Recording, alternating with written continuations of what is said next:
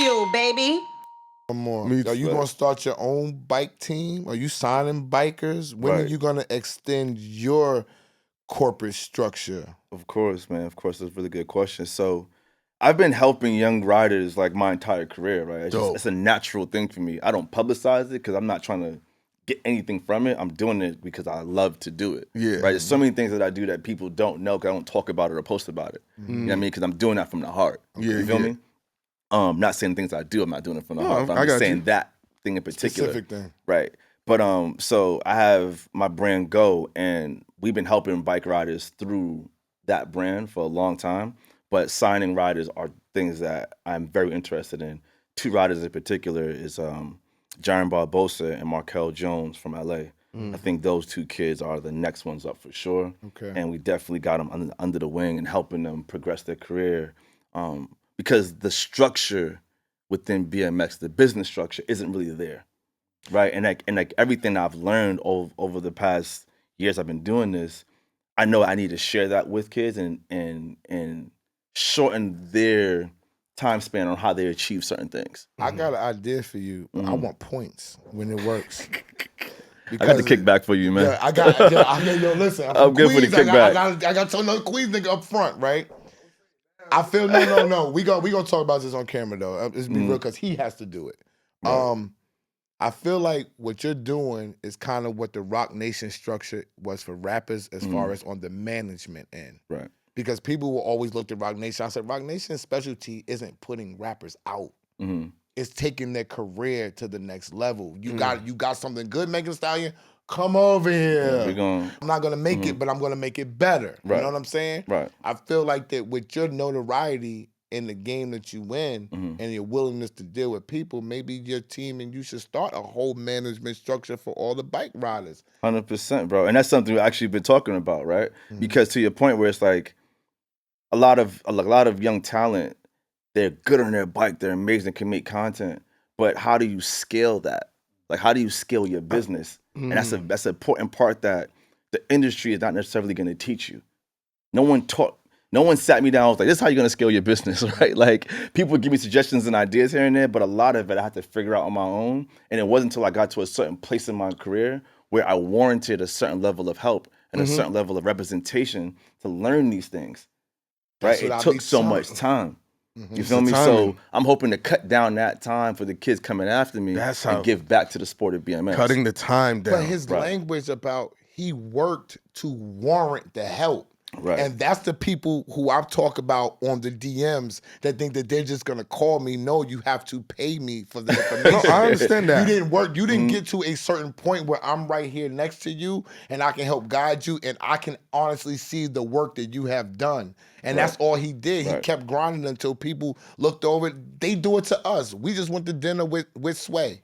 It's the same way. And he talked to us. And he gave us jewels and told us different things. But you had to get to a certain point to warrant a man like that to give you the jewels. I agree. You know what it's like? It's like a video game, right? You got to get to level 5 or 6 to get that new blaster or that new skin or whatever that thing is that's going to help you like achieve the next level or level 6, 7, 8, whatever the case is. That's a big part of it. You know what I mean? Especially coming from where we come from.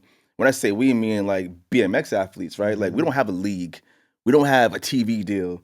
We don't have these big machines behind the sport of BMX pushing BMX riders and BMX athletes forward. Does it have to be something that becomes almost dangerous? And what I'm gonna come to is like Evel Knievel, how he would do all these exaggerated tricks. Does BMX have to go there where it's competition and dudes are doing some life-risking tricks to where it's like, that's great athleticism to a whole nother Or it's scale? reason to cover it. I can put Dudes are commercials doing that behind it. now, right? Like if you go on Instagram and you put in BMX, you'll see some of the craziest, wildest shit ever. It ain't that. It's the actual infrastructure. It's the business. It's having managers. It's having agents. It's having PR people. It's having these agencies who are saying, you know what? I'm gonna rep you and help you again scale your business. Take what you're already doing and elevate that, right? Teach you how to storytell. Like, talk to a brand and convey to that brand why this said athlete can promote your product in a natural and organic way, and why their audience is going to relate to it.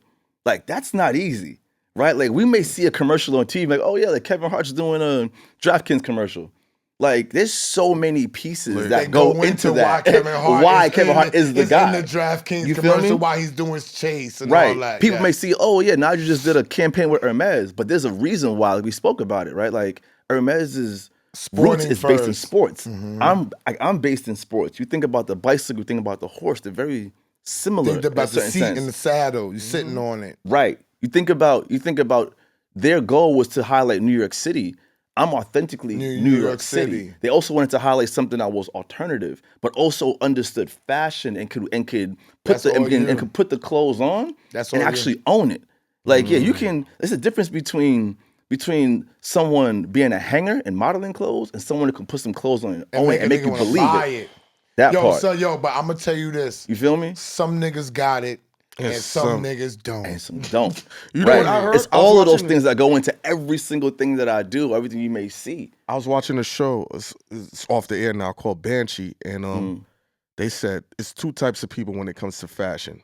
Like Esso said, people that got fashion sense and people that think they got fashion sense. Nobody ever says they don't got fashion sense. Me, me and people about fashion, I go back, they be like, I got the drip on, I be like, that ain't. Right, you just throwing. Bro, it's you gotta buy it.